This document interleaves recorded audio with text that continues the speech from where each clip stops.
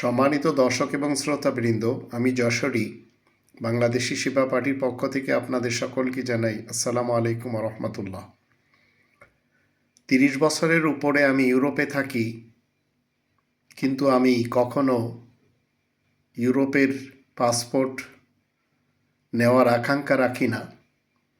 তবে আমি বাংলাদেশ বিরোধীদের সাথে সবসময় সংগ্রাম করি।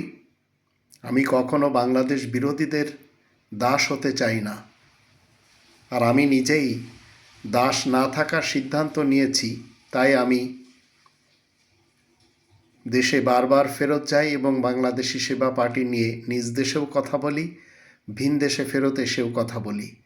আমি আমার নিজের মাটিতে দাঁড়িয়ে এদেশের খনিজ সম্পদের অর্থ জনগণের মাঝে বন্টন করে দিতে চাই। তাই আপনারা আমাদের কাফেলার সাথে আসুন, বাংলাদেশি সেবা পার্টি।